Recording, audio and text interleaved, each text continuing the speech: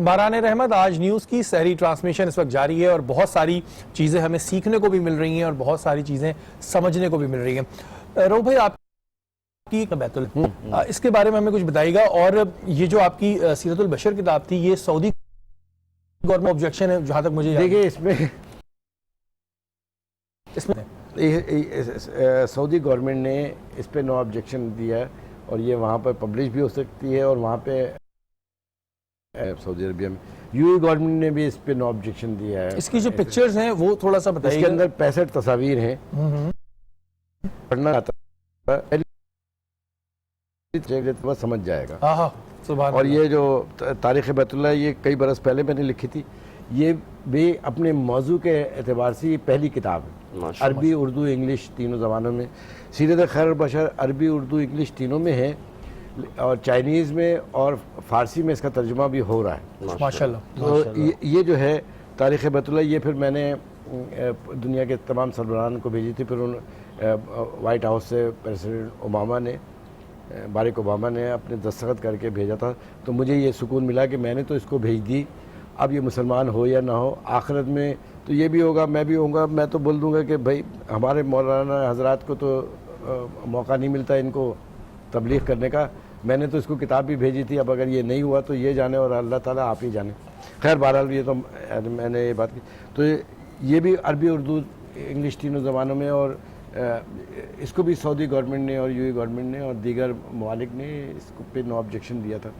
बाकी तो और भी किताबें हैं, लेकिन अब दिल नहीं लगता। अच्छा रऊफ भाई, अभी हम आपसे कुछ बात करेंगे पॉलिटिक्स के हवाले से। हाँ, आपका एक लंबा अरसा ज़ाहिर गुजरा, माशाल्लाह आपने मिनिस्ट्रियाँ भी आपके पास रहीं। हम पहले बात करते हैं जब आप वज़ीर दाखिला थे। वज़ीर दाखिला आप थे, उस वक्त आपने एक इनिशिएटिव लिया था जो अब बहुत आम हो गया है, लेकिन उस वक्त किसी को नहीं पता क्योंकि उस वक्त इतना मीडिया भी नहीं था और सोशल मीडिया था ही नहीं। जब आपने ये जाली पीर फकीर होते थे और जगह जगह अगर आप हसन स्क्वायर सदर चले जाएं तो आपको फलाने बाबा ढिमकाने बाबा के बोर्ड नजर आते थे। तो आपने फिर उस पर फर्स्ट टाइम क्रैकडाउन किया था जिसमें बहुत सारे पकड़े भी गए थे, 400 से ज़्यादा। हाँ, तो ये ख्याल कैसे आया था आपको कि इनको पकड़ा जाए? असल में मेरे पास बड़ी संगीन इत्तलात आ रही थी उस ज़माने में कि एक पूरा माशरा तबाही की तरफ पहुंच गया था। अच्छा, इन जाली आमिलों कामिलों को इल्म ही नहीं है इनके पास, बिल्कुल, लेकिन घर के घर बर्बाद हो रहे थे और मेरे पास मुसलसल खबर आ रही थी।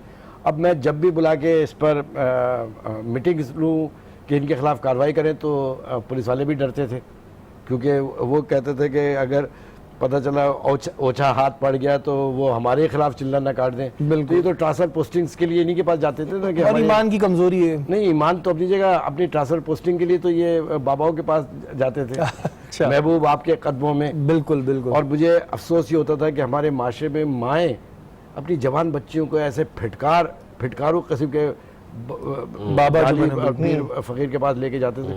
जब तो ये कोई तैयारी नहीं हो रहा था। मुझे तो आईजी साहब ने कहा कि सर इसका कोई कानून नहीं है, ये तो साइकेट्रिस्ट है, लोग खुशी से जा रहे हैं।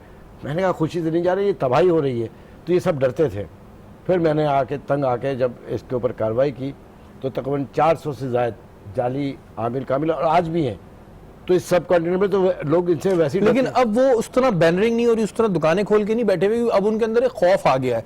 अब क्योंकि मैं इस पे काम कर रहा हूँ, अब वो आपके उस एक्शन के बाद से लोगों को पता चला, अब क्राइम शोज बहुत हो गए तो इनको टारगेट अब ये चले गए अंदरूनी सिंध पे और वहां भी चोरी छुपे। वरना पहले तो रोबे पूरी दुकानें थी और हसन स्क्वायर पे सदर में इनकी दुकानों के पूरे अंबार लगे हुए थे। मैंने तो एक ऑर्डर जारी किया था कि पूरे सिंध में अगर किसी थाने की हदूद में सन्यासी बाबा, जाली आमिल कामिल, महबूब आपके कदमों में, अगर ये इश्तिहार किसी दीवार पे मैंने देख लिया तो वो SHO फिर मेरे दौर तक तो फिर पुलिस ने सबने मिटा भी दिया था उसको। अच्छा, अभी जो इस वक्त में पुलिस के हालात हैं, थोड़ी बेहतरी भी आती है, लेकिन हम पुलिस डिपार्टमेंट से बड़ा कंफ्यूज रहते हैं, आम आदमी बड़ा कंफ्यूज रहता है। रूबी, क्या रीजंस है? क्योंकि आपके पास वो मिनिस्ट्री रही है तो आपको पता होगा, कहीं पुलिस वाले बेचारे अपने साथ सहूलियात ना मिलने में परेशान है, तो कहीं किसी और बात के परेशान है। रीजंस क्या है? पुलिस डिपार्टमेंट इतना तनकीद का निशाना क्यों बनता है? देखिए, पुलिस के बारे में तो पूरी दुनिया में ऐसा ही है, लेकिन हमारे यहाँ तो एक बड़ा जुल्म है इन पुलिस के लोगों पर। आप बताइए, एक मिसाल कराची की मैं दे दूँ। 2.5 करोड़ का ये शहर और उसमें 30,000 पुलिस वाले। 30,000 पुलिस वालों को अगर दिन और रात में आप वो कर दे तो 15,000 बनते हैं। 2-4 हज़ार ड्यूटी के ऊपर होते हैं, 2-4 हज़ार वो लोग जो रात की ड्यूटी करते हैं, मतलब है फिर तनख्वाहें इनकी नहीं है, 12-12 घंटे ड्यूटी करते हैं। ऐसा थोड़ी होता है कि सड़क के ऊपर 12 घंटे के लिए आप उस बंदे को छोड़ दें, फिर वो क्या करें। दूसरी बात, अवाम और पुलिस ये रेल की दो पटरियों की तरह चले जा रहे हैं, दोनों एक दूसरे से मिलने के लिए तैयार नहीं है। फिर चलते फिरते उनके ऊपर फप्तियाँ खसती जाती हैं, वो बेचारा पैसे नहीं है, अगर कोई फ्रूट उठा ले तो हालांकि वो भी गलत है। बिल्कुल। बात ये है कि ये स्टेट को सोचना चाहिए, मुल्क को सोचना चाहिए, हुक्मरानों को सोचना चाहिए कि पुलिस जो लॉ एंड ऑर्डर का मेन सब्जेक्ट है उस पर आप तवज्जो ही नहीं देते। आपको पता है कि बीमारियों की ये हालत है पुलिस में, हेपेटाइटिस की, कि आपके रोंगटे खड़े हो जाएं अगर मैं इस वक्त। फिर उनकी तनख्वाहें होनी चाहिए, उनकी ड्यूटीज़ होनी चाहिए, वो अपने घरों की सूरतें नहीं देख पाते। तो जब गाली गलौच होती है तो फिर जब वो पकड़ते हैं किसी को तो वो गुस्सा फिर उसी के ऊपर, ज़ाहिर फ्रस्ट्रेशन होती है हर इंसान। हाँ, तो इसके ऊपर एक इनकलाबी काम करने की बहुत ज़रूरत है। मेरे वक्त ज़माने में ये था, मैंने ये किया कि इनकी तनख्वाहें पंजाब पुलिस के बराबर की जाए, उसके ऊपर काफ़ी मैंने प्रेसिडेंट, अब हो भी गया माशाल्लाह, काफ़ी बेहतर है। लेकिन वो अब एक सिपाही ने जान दे दी सड़क के ऊपर, पता चला कि उसके तीसरे महीने उसकी बेवा से घर खाली करा रहे हैं आप। तो मैंने तो पाबंदी लगा दी थी कि कोई ऑन ड्यूटी शहीद होगा, उसका बच्चा जब तक बड़ा ना हो जाए और पुलिस में आ ना जाए, जब तक उसका घर खाली ना कराया जाए। हम उनके बारे में सोचते ही नहीं है, लेकिन पुलिस भी ओवर रिएक्ट करती है। जुल्म, थाने अकूबत खाने बने हुए, जबकि थानों को तो इतना बेहतरीन माहौल होना चाहिए कि कोई शख्स बिला धड़क वहाँ पे जाए, क्योंकि उनकी जान माल इज्जत और आबरू की माफिज पुलिस ही है ना, और पुलिस ही को टिकट फॉर ग्रांटेड ले लेते हैं। लेकिन इनमें भी क्रिमिनल एलिमेंट बहुत ज़्यादा है, अंधाधुंध भर्तियाँ। लेकिन मेरी बात का मतलब ये नहीं है कि भर्तियाँ कर देने से इदारे नहीं बैठते, रोज़गार देने से, नौकरियाँ देने से इदारे कभी भी नहीं बैठते। इदारे जो तबाह होते हैं वो टॉप लेवल के जो करप्शन है, वो करप्शन तबाह करती है किसी भी इदारे को। रोजगार से थोड़ी, रोजगार से तो मैंने ये सुना है कि मैं भी कुछ काम करता हूँ पुलिस के साथ, कि हमारे यहाँ हर वो बड़ा अफसर जो कहता है मैं रिश्वत नहीं लेता, वो फंड्स खा जाता है। बात सही है, कोई पेट्रोल के फंड खा जाता है, कोई उनकी वेलफेयर के फंड खा जाता है, और फिर वो कहता है जी मैं तो रिश्वत का पानी तक नहीं पीता। बड़ी तकलीफ दे बात मैं कह देता हूँ कि मिन हैसुल कौम, चपरासी से लेकर सरबराह मुमलिकत तक, ठीक है, एक रेडी वाले से लेकर मल्टीनेशनल कंपनी जो चला रहे हैं वो सब, ये सब के सब भी गर्दन गर्दन तक डूबे हुए हैं इन बुराइयों में, करप्शन में। आप देखेंगे तोलते हुए जिस एक एक जुर्म पे जब अजाब आया करता था जिन उम्मतों पे, कम तोलने पे अजाब आया करता था। बिल्कुल। हम मिन हैसुल कौम मुसलमान, और रमज़ान के महीने में ज़्यादा, और रमज़ान मुनाफाखोरी आसमान पे, रमज़ान का महीना हो या ना हो, मिन हैसुल कौम। और इसका सबसे बड़ा जो वबाल है वो जाएगा उलमाए कराम के ऊपर, क्योंकि इसका वबाल जाएगा अहले इल्म, अहले दानिश्वर पे, कि वो तरबियत कैसी कर रहा है। हुक्मरानों पे तो है ही है, हुक्मरानों को तो फिर जो सजाएं भुगतेंगे, ये नारे लगा देने से थोड़ी हालत तब्दील होती है। इस वक्त आप पूरे पाकिस्तान की हालत देखें, जिसकी 15,000 और 20,000 रुपये तनख्वाह है, वो एक वक्त का खाना खा रहा है, बच्चों को क्या पढ़ाएगा? बेशक। आप बताइए कि शहरिया आप परेशान हो जाएंगे कि वुज़रा से, वज़ीरों से ज़्यादा पढ़े लिखे PhD engineers, electronic engineer, civil engineers, doctor, peon की नौकरी कर रहे हैं। यानी वज़ीर साहब जो अनपढ़ और जाहिल बैठे हुए, उनको वो चाय बना के दे रहे हैं। ये हालत है 2 ग्रेड और 4 ग्रेड की नौकरी के ऊपर। तो भाई, अगर आपसे बात करें हम कि इस वक्त में एमक्यूएम पाकिस्तान की, आप क्या देख रहे हैं इस वक्त में, क्या फ्यूचर है? और बड़ी जिसे कहते हैं ना, एक कंफ्यूजन सिचुएशन है आवाम के लिए भी, एमक्यूएम के वोटर के लिए भी, कि जी आया आगे क्या होगा। देखिए, पहली बात यह है कि जबर की एक कैफियत है, इसकी वजह से ही कन्फ्यूजन है। देखिए, अगर उलझनें पैदा की जाएंगी तो कन्फ्यूजन तो खुद ब खुद आ जाता है, लेकिन एज सच आवाम के अंदर कोई कन्फ्यूजन नहीं है। हम आज भी मौजूद हैं दरमियान में, और एक जद्दोजहद का अमल है जो हम चलाए चले जा रहे हैं। ये तो हो नहीं सकता कि हम जुल्म के ऊपर कंप्रोमाइज़ कर दें, हम इसके ऊपर के इस शहर के अंदर अगर सिर्फ मिसाल ले लें, पूरे पाकिस्तान की मैं बात कर रहा हूँ, लेकिन इस शहर की बात कर रहा हूँ कि मैं कभी कभी सोचता हूँ कि डिग्रियाँ लेकर ये हज़ारों लाखों नौजवान जो मारे मारे फिर रहे हैं, खुदा न खास्ता ये इतनी तशवीशनाक बात है, ये इतना डिस्क्रिमिनेशन है, ये पड़े। और हम तो खैर दरमियान में हैं और जहाँ तक हम कर सकते हैं वो हम करने की कोशिश करते हैं।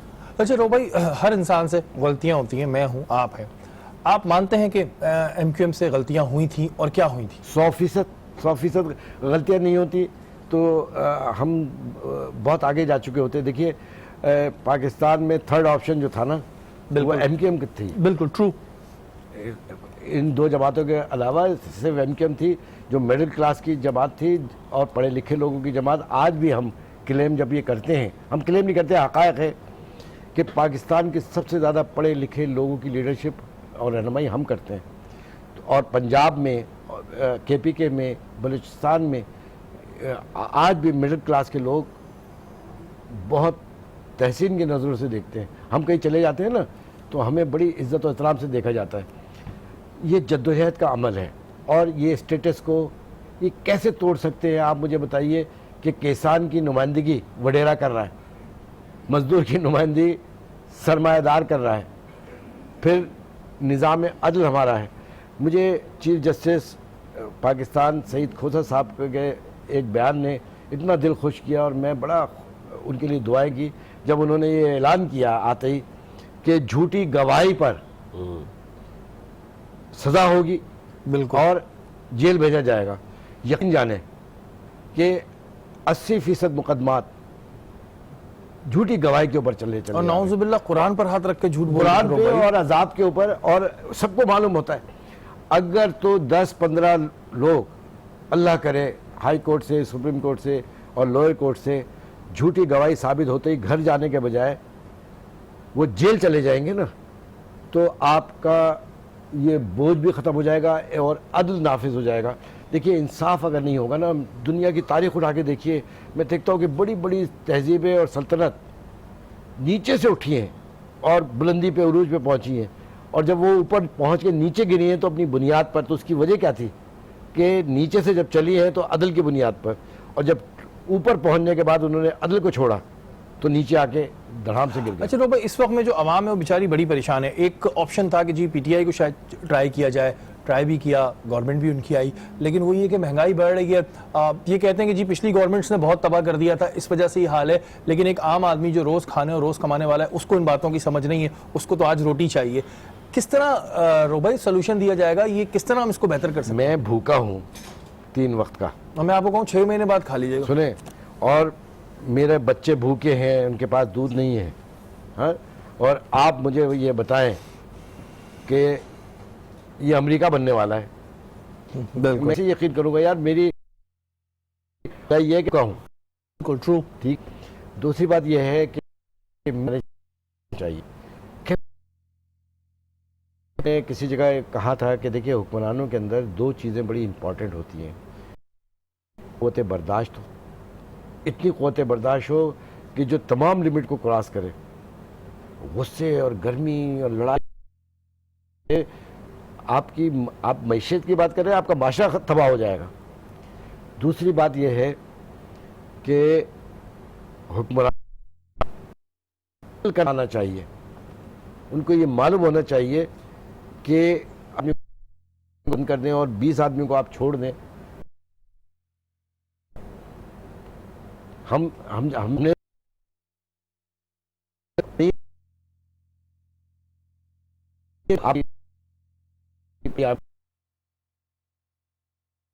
तो ये खौफ खुदा है ना, अगर हुक्म खौफ खुदा ही नहीं होगा, इन अफसरान से कोई पूछता क्यों नहीं है कि तुम्हारे डिपार्टमेंट में जो अफराद हैं 200-500, तुम उनसे काम क्यों नहीं ले रहे हो, 2 शिफ्टों में काम क्यों नहीं लेते? तो ये कैपेबिलिटी का, अच्छा रोबा, का एक क्वेश्चन इशू है बहुत ज़्यादा। एक क्वेश्चन मुझे आपसे पूछना था, ये मैं बड़ा देर से सोच रहा था। अच्छा ऊपर से क्योंकि मुझे ब्रेक का टाइम कॉल आ गई है, बड़ा इंपॉर्टेंट क्वेश्चन है, यहाँ वक्त तो एक ब्रेक का, ब्रेक के बाद हाजिर होता हूँ।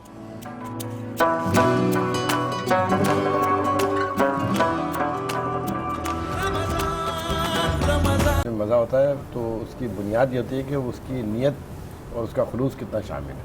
शुक्रिया आपका बहुत। आपकी हर गेस्ट हम आपकी तारीफ करता है, देख रही हैं आप। अल्हम्दुलिल्लाह। अच्छा रोब भाई, आपने कभी ट्राई किया कभी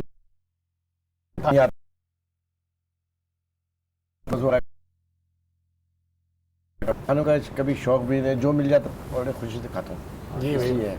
ये अच्छी बात होती है, वरना कुछ लोग जो होते हैं वो बड़ा तंग करते हैं कि भाई ये भी बनाओ ये भी बनाओ। अच्छा, अभी हमारे सेट पे आप देख रहे हैं कि नन्हे नन्हे मौजूद हैं। आज हमारे स्पेशल मेहमान हैं। अस्सलाम वालेकुम। अस्सलामुअलैकुम। क्या नाम है आपका? उर्वा। उर्वा। उर्वा कौन सी क्लास में आप? 2। 2 क्लास में। अच्छा, बड़ी मेहंदी वेहंदी आपने लगाई हुई है, कोई शादी वादी चल रही है? नहीं। फिर मेहंदी क्यों लगाई हुई है आपने? ऐसे ही? अच्छा, मुझे ये बताएं कि आपको अपने घर में सबसे ज्यादा अच्छा कौन लगता है? पापा मामा। पापा मामा नहीं, एक का बताना है भाई। मामा। मामा। अच्छा, मामा क्यों अच्छी लगती है? पापा सख्त हैं आपके, गुस्से के तेज हैं? थोड़े से। थोड़े से ज्यादा हैं? थोड़ी सी। तो डांट लग पड़ती है आपको? कितने बहन भाई हैं आप? 2। 2 हैं। तो आप बड़ी हैं छोटी हैं आप? मैं बड़ी हूँ। बड़ी हैं। तो बड़े बच्चों को ज्यादा डांट पड़ती है छोटों को? हैं? बड़ों को। बड़ों को। अच्छा, आपके पापा को किस बात पे ज्यादा गुस्सा आता है? ज्यादा खेलने पे। खेलने नहीं देते हो? थोड़ा सा। थोड़ा सा। और किस बात पे गुस्सा आता है? कभी सोते नहीं है तब। सोते नहीं है। और जो आप लोग मोबाइल देखते हैं उस पर होता है कभी मोबाइल देख रहे हो तो डांट पड़ती है? तो देखती हैं आप मोबाइल? तो चलिए प्रॉमिस कर लें, अब नहीं देखूंगी मोबाइल। अब नहीं देखूंगी मैं। अल्लाह, कभी कभी देख ले जी। अच्छा जी, आपका नाम क्या है? ईशान। ईशाल। ईशाल, आप मुझे बड़ी वो क्या तेज वो लग रही है, जो होती है ना हर वक्त शरारतें करने वाली बच्ची, ऐसा है? नहीं। बिल्कुल शरारतें नहीं करती आप? नहीं। सारी मैं करता हूँ। नहीं। अच्छा, कौन सी क्लास में आप? प्रेप 1 है। प्रेप 1A में। तो आप मुझे बताएं कि आपकी स्कूल में आपकी फेवरेट टीचर कौन है? मिस सबा। मिस सबा। सबा। क्यों भाई, क्यों अच्छी लगती है मिस सबा आपको? वो क्योंकि टॉफीज भी देती। टॉफीज भी देती हैं। और सबसे स्ट्रिक्ट टीचर कौन है आपके स्कूल में? सारा। मिस सारा। वो क्या करती हैं? वो पनिश देती। कौन सी पनिश ज्यादा देती हैं, ये बताएं मुझे। इतनी लंबी ब्रेक। आपका नाम क्या है भाई? सारे। सारेम। सारेम कौन सी क्लास में आप? 2 में। अच्छा सारेम, ये बताएं बड़े होके क्या बनेंगे आप? आर्मी। आर्मी में जाएंगे? अच्छा, फिर लड़ना पड़ेगा, बॉर्डर्स पे लड़ लेंगे आप, डरेंगे तो नहीं? जी। अच्छा, आपके स्कूल में आपका बेस्ट फ्रेंड कौन है? सन्नान। सन्नान। क्यों है भाई बेस्ट फ्रेंड? हम तो ये भी तो बताएं। दोस्त है। नहीं, दोस्त है तो क्यों है बेस्ट फ्रेंड? क्या करता है वो? पढ़ता है। पढ़ता है। और आप कैसा पढ़ते हैं? ठीक पढ़ता है। और आपको घर में कौन अच्छा लगता है? बाबा। बाबा अच्छे लगते हैं। ये हैरत है भाई, लड़कों को ज्यादातर जो है अम्मी अच्छी लगती है। आप मुझे बताएं आपकी बेस्ट फ्रेंड कौन है? अंशरा। हैं अंशरा। अंशरा को कुछ कहना देख रही हैं?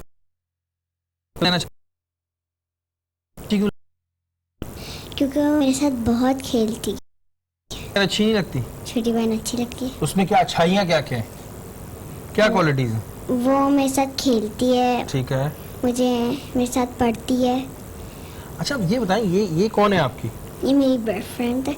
दोनों मेरी बेस्ट फ्रेंड। तो ये आपको मारती है छोटी बहन? मैंने सुना है, ऐसी खबरें आई हैं मेरे पास कुछ जराए से। थोड़ा सा मारती है। और ये तो नहीं तंग करती ज्यादा? नहीं। इनमें कोई बुरी आदत है? नहीं। कोई तो होगी। नहीं। इनमें है कोई बुरी आदत? नहीं।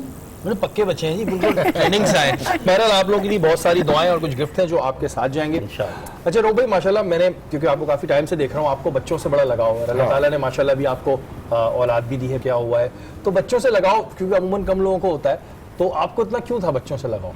यार असल में वो वजह अगर मैं बताऊंगा तो आपको भी बच्चों से, देखिए बच्चे जो हैं जब तक शऊर पे नहीं होते, तो अगर आप ये देखना चाहते हैं कि अहले जन्नत कैसे होते तो आप बच्चों को देखें, सुभान अल्लाह, तो आपको नजर आएगा, वरना आप अहले जन्नत को देख ही नहीं सकते, आपकी आंखें नहीं देख सकती। लेकिन अगर आप तसव्वुर करें कि अहले जन्नत को मुझे देखना है तो इन बच्चों को देखें, मासूम से। फिर आपको कागज़ चुनता हुआ बच्चा भी, मैला कुचला बच्चा भी, जब आप इस नज़र से देखेंगे तो आपको वो बच्चा भी बहुत प्यारा नज़र आएगा। और अगर शऊर से पहले वो बच्चा अल्लाह मियां के पास पहुंच जाए और आपने उससे यहाँ हिलाया, चॉकलेट दी और बिस्किट दिए और उसके साथ खेले, तो अगर जन्नत में खेलते हुए उसे याद आ गया कि अल्लाह मियां वो अंकल कहाँ गए जो मुझे चॉकलेट देते थे, सुभान अल्लाह। पता चला अंकल की वहाँ कुटाई हो रही है उनकी अपनी हरकतों की वजह से दोज़ख में पड़े, तो अल्लाह ताला अहले जन्नत की कोई फरमाइश को रद्द नहीं करेगा, उसी वक्त आके दे देगा। सुभान इसलिए बच्चों को अपने साथ हिला के रखें, उनसे प्यार करें और जितना हो सके उनके साथ वक्त दें। मैं माँ बाप को भी कहूँगा कि आपकी दीगर मसरूफियात से ज़्यादा बड़ी मसरूफियात ये है कि ये आपकी अपनी औलाद है। अगर आपकी अच्छी तरबियत नहीं होगी, आप इनको पूरा वक्त नहीं देंगे, तो फिर सारी ज़िंदगी के लिए आप सर पकड़ के फर्माबरदार औलाद हासिल करने के लिए आपको मेहनत करना पड़ेगी, ऐसी मेहनत जैसे आपके माँ बाप ने आपके लिए की थी। अच्छा रो भाई, क्योंकि आप पॉलिटिक्स हैं, लेकिन आपकी वालदा भी माशाल्लाह उनका भी पॉलिटिक्स से एक ताल्लुक था।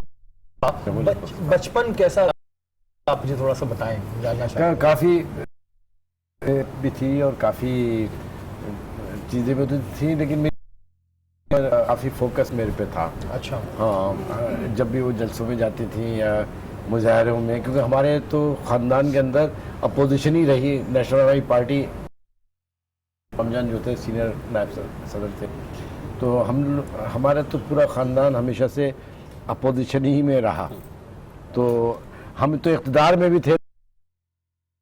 पहले एक सवाल कर रहे थे ना, क्या आप वज़ीर दाखिला थे जब आप गिरफ्तार हुए? बिल्कुल। क्या सवाल मेरा ये था जो मैंने इस वक्त ब्रेक से पहले कर रहा था कि रो भाई आप एक ज़माने में वज़ीर दाखिला और उसके बाद आपको जेल जाना पड़ा उन्हीं पुलिस वालों के साथ, वो फीलिंग्स क्या थी? फिर इख्तियार का नशा चढ़ा हुआ होता तब तो ये बड़ा खलता, और जब मुझे गिरफ्तार किया और जेल में जब वो